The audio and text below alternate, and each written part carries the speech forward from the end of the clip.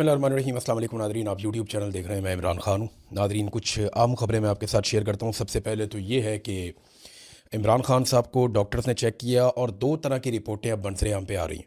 एक वो रिपोर्ट है जो हुकूमती ज़राए से आ रही है और एक वो रिपोर्ट है जो आज़ाद ज़राए से आ रही है। आज़ाद ज़राए का मतलब ये है कि जो डॉक्टर्स गए हुए टीमें में अंदर गई हैं इमरान खान साहब को देखने के लिए, उनके ज़रिए से या जेल के ज़राए के हवाले से या किसी और सोर्स से कोई ख़बर निकल आए, कोई सहाफ़ी निकाल आए, तो उसमें कुछ और चीज़ें, बाकिर सज्जाद साहब हैं, उन्होंने कुछ और कहा, और कुछ ऐसे जर्नलिस्ट हैं जिनके इस्टेब्लिशमेंट के साथ ताल्लुकात हैं या हुकूमत के साथ ताल्लुकात हैं, उन्हें जो मेडिकल रिपोर्ट दी गई वो किसी और तरह की है। अब दोनों चीज़ों में अलग अलग दावा किया जा रहा है। आज़ाद ज़राए ये कह रहे हैं कि इमरान खान साहब की हालत ज़्यादा ख़राब है और उनकी आंख की हालत के हवाले से तशवीशनाक इतलात हैं, जबकि कुछ जो सहाफ़ती ज़राए हैं वो ये कह रहे हैं, जो हुकूमती ज़राए नॉर्मली, वो ये कह रहे हैं नहीं, इमरान खान साहब की आंख में बेहतरी आई है और मज़ीद बेहतरी आ जाएगी। अब ये बेहतरी कैसे आई है, क्योंकि जब इंजेक्शन लगा था तो उसके काफ़ी दिनों के बाद इमरान खान साहब से जब मुलाकात हुई तो ये सलमान सफदर साहब ने बताया कि 85% आंख मेडिकल रिपोर्ट्स के मुताबिक ज़ाया हो चुकी है। अब इस बीच में तो कोई और ट्रीटमेंट हुआ नहीं, तो फिर बाकी आंख कैसे रिवाइव हो सकती है? वो तो वहीं पे होगा मामला, तो उससे बेहतर तो नहीं हो सकता। और वर्स हुआ या नहीं हुआ, ये अब एक और कुछ जर्नलिस्ट हैं वो ये कह रहे हैं कि हालात पहले से बुरे हैं। देखिए, चोर की दाढ़ी में तिनका, आपने ये कहीं मिसाल सुनी होगी। अब इस मिसाल को अपने जहन में आप रख लेना कि चोर की दाढ़ी में तिनका होता क्या है और ये कैसा होता है। देखें, ये हुकूमत इस वक्त वही हरकत कर रही है जो चोर की दाढ़ी में तिनका वाली हरकत है। यानी इमरान खान साहब के डॉक्टरों को जाने नहीं दे रहे। मैं कोई मेडिकल स्पेशलिस्ट नहीं हूँ, लेकिन जो लोग मेडिकल एक्सपर्ट हैं उनसे मेरी बात हुई तो कुछ क्लैरिटी आई है। डॉक्टरों के चेकअप के दौरान इमरान खान साहब के डॉक्टर अगर मौजूद हों तो क्या फ़र्क पड़ता है? कोई फ़र्क नहीं पड़ता। इमरान खान के डॉक्टरों ने बाहर आने के बाद कभी भी कोई पॉलिटिकल बात नहीं की। उन्होंने हमेशा बताया कि इमरान खान साहब के ब्लड टेस्ट कैसे आए, उनका शुगर लेवल कैसा है, उनका जो ब्लड प्रेशर है वो कैसा है, या ओवरऑल उनकी कंडीशन कैसी है। डॉक्टर्स ने हमेशा यही चीज़ें बाहर आकर बताई हैं। लेकिन यहाँ पे इमरान खान साहब के डॉक्टर्स को मुलाकात नहीं करने दी जा रही। डॉक्टर्स ने कभी ये नहीं कहा कि आसिम मुनीर साहब ज़हनी मरीज़ हैं, या इमरान खान ने कोई आसिम लॉ की बात की है, या इमरान खान ने कोई और ऐसी बात की है। डॉक्टर्स कभी पॉलिटिकल बात बाहर आकर करते ही नहीं है। शौकत खानम के बड़े प्रोफेशनल डॉक्टर्स हैं, इमरान खान साहब को बड़े लंबे अरसे से वो देख रहे हैं। उनका कंसर्न सिर्फ इमरान खान साहब की सेहत के हवाले से है। अब अगर डॉक्टर बाहर आ जाए और डॉक्टर बाहर आके इमरान खान साहब की सेहत के बारे में बताएं, जैसा कि हुकूमत बताना चाहती है, और इमरान खान साहब के डॉक्टर अगर आके अनाउंस करेंगे, तो बेचैनी ख़त्म हो जाएगी। ये जो एहतजाज चल रहा है इसमें हुकूमत को थोड़ा सा रिलीफ मिल जाएगा। यानी हुकूमत तो ये चाहती है ना कि इस्तेहकाम आए, लड़ाई झगड़ा ना हो, एहतजाज ना हो। लेकिन ये हुकूमत जानबूझकर ऐसी हरकत क्यों कर रही है जिससे लड़ाई झगड़ा बढ़े, जिससे सूरत हाल जो है वो मज़ीद तशवीश में जाए, लोगों की बेचैनी में इजाफा हो। इमरान खान साहब को करना तो ये चाहिए था, हुकूमत को खुद ही ऑफर करती जी, आप डॉक्टर थे इमरान खान साहब के, आप आएँ, आपको चेक करवा देते हैं, ये आप ब्लड टेस्ट भी ले लें, आप सारा कुछ करके तो आप देख लें, मसला ही कोई नहीं है। जबकि इमरान खान साहब की फैमिली है, अगर उन्हें भी मिलने देते तो कोई एतराज़ नहीं होना चाहिए था। दर्जनों इमरान खान साहब के बयान पहले आ चुके हैं, एक बयान और आ जाता तो क्या क़यामत आ जाती। फ़र्ज़ करें फैमिली आकर दो चार जुमले बोल देती ना, तो ये दो चार जुमलों में और क्या क़यामत आ जाती। इतना कोई आसमान तो नहीं गिर जाता। इससे पहले इतनी मरतबा इमरान खान साहब ने स्टेटमेंट दिए हैं। आसिम मुनीर साहब को तो एक्सटेंशन भी मिल गई, इस्तिस्ना भी मिल गया, तो अब उन्हें किस बात का डर है? कोई प्रॉब्लम तो उनको नहीं होनी चाहिए कि अगर इमरान खान की बहनें मिलेगी तो कोई ऐसा बयान बाहर आ जाएगा जिससे कोई बड़ा प्रॉब्लम हो जाएगा। ये कुछ ज़िद, अना, गुस्सा, ये चीज़ें नहीं है।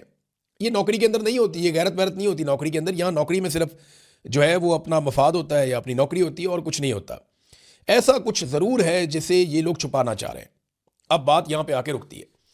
जिसकी चोर की दाढ़ी में तिनका, ये मिसाल मैंने आपको इसलिए बताई थी कि ये मुलाकात इमरान खान साहब की होने ही नहीं दे रहे।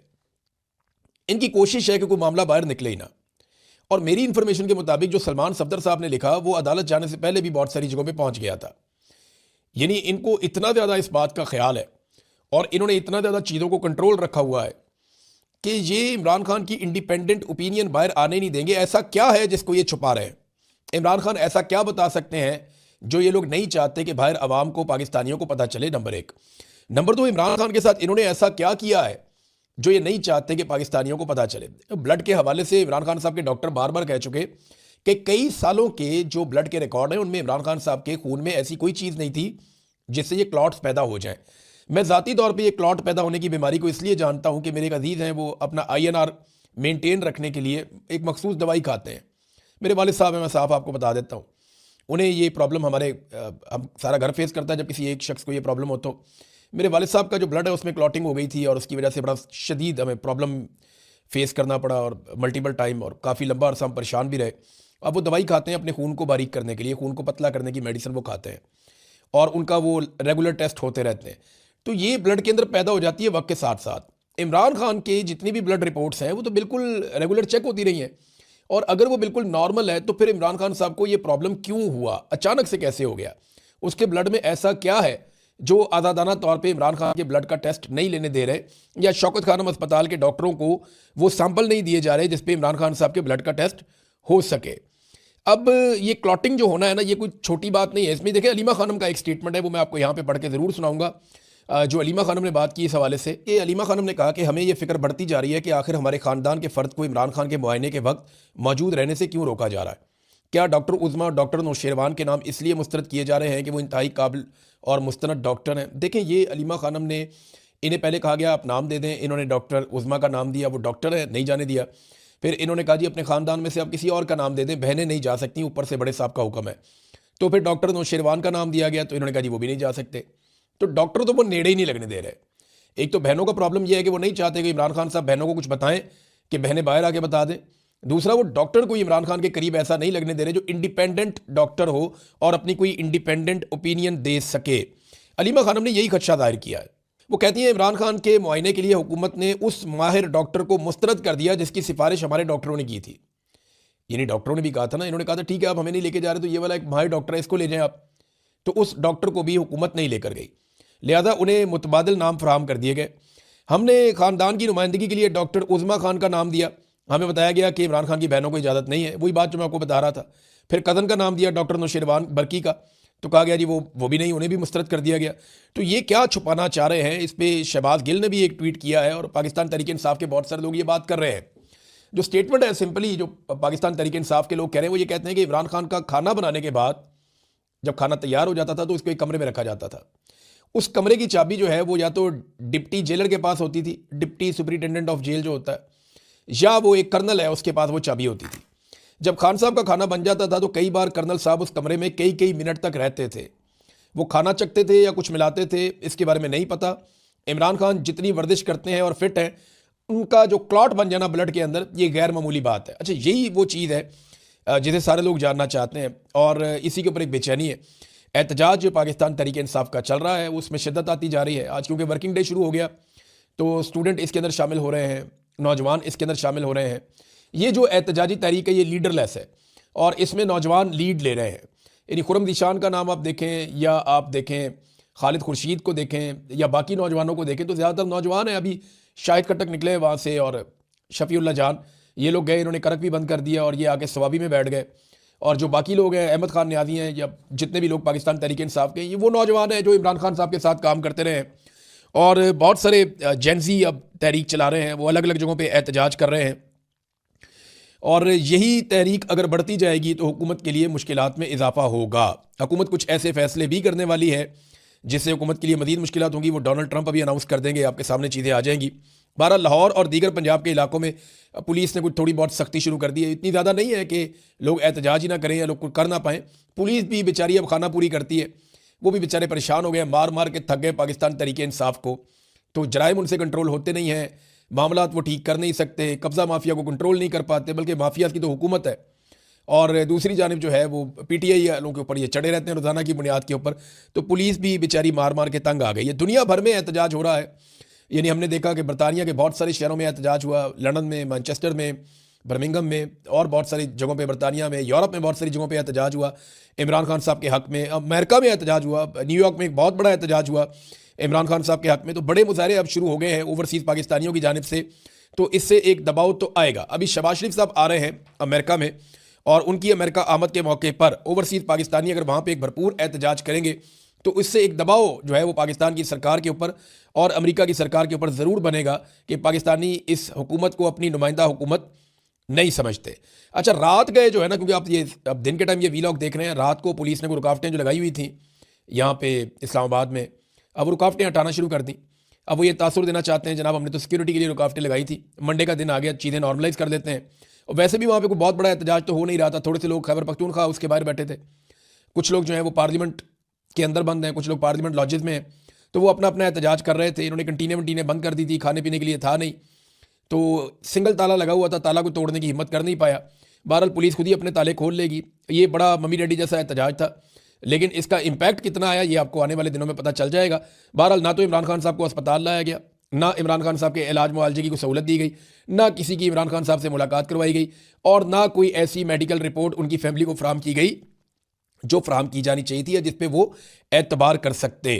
अब ये नौजवानों के ऊपर मुनसर है कि ये सारी चीज़ें अपने हाथ में लें तो फिर पाकिस्तान सीधा हो सकता है, क्योंकि इस वक्त जो सूरत हाल है, ऐसा लगता है कि चीज़ें नॉर्मलाइज की जा रही हैं और जजेस इसमें बड़ी मदद करने वाले हैं। आप आज के और कल के दिन में आप देखेंगे, आपको नज़र आ जाएगा कि किस तरह से जजेस मदद करेंगे मौजूदा हुकूमत की इन तमाम चीज़ों को नॉर्मलाइज करने में। यानी एक आंख से अंधा हो गया लीडर, मुल्क का सबसे बड़ा लीडर, आप देखिएगा कि जजेस उसको कैसे नॉर्मलाइज करेंगे।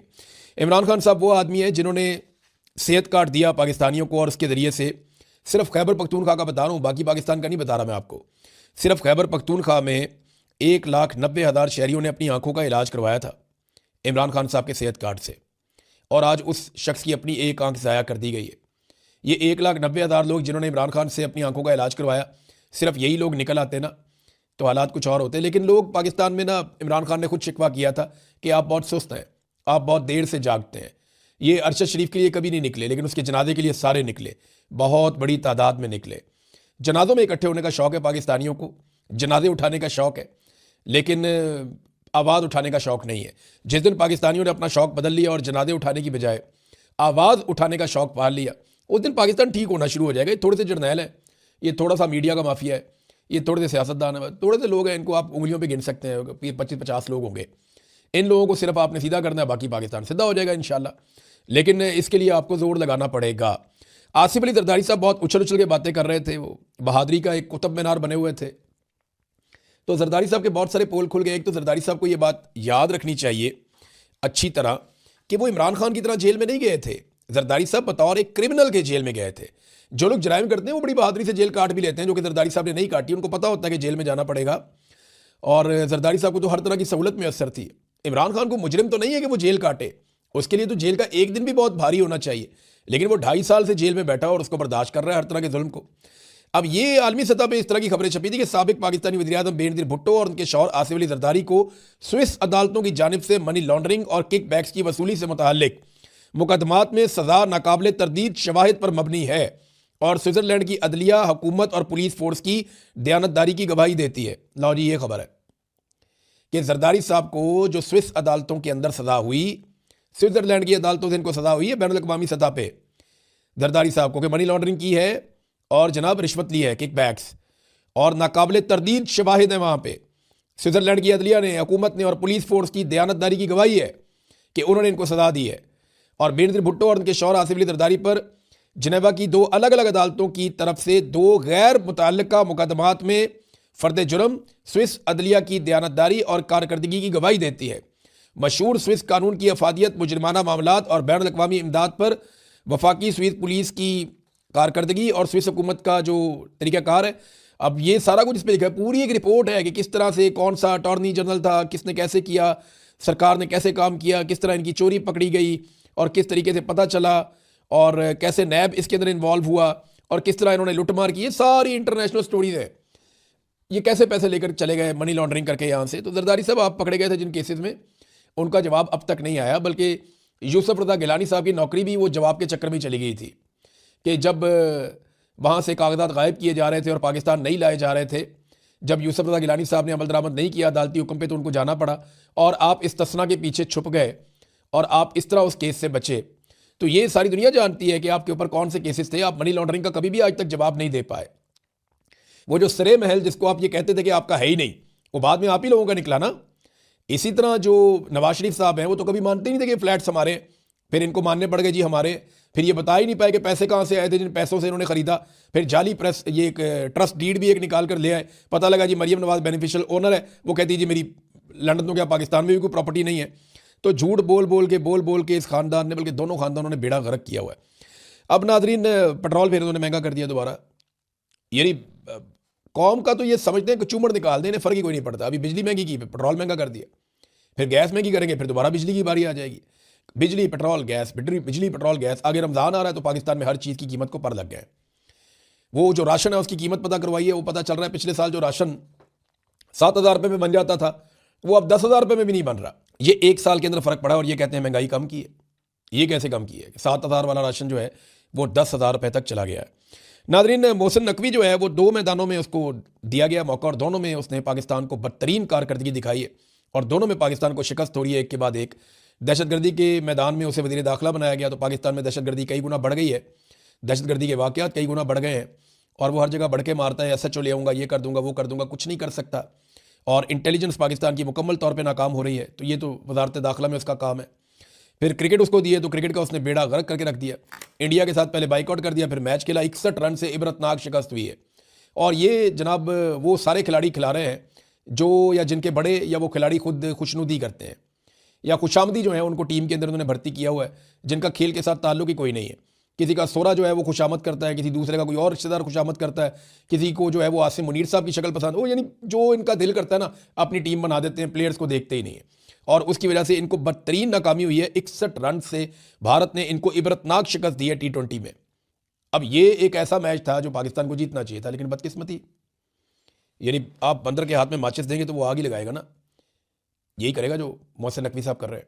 अब तक के लिए इतनी, अपना ख्याल रखिएगा, अपने चैनल का भी। अल्लाह हाफ़िज़।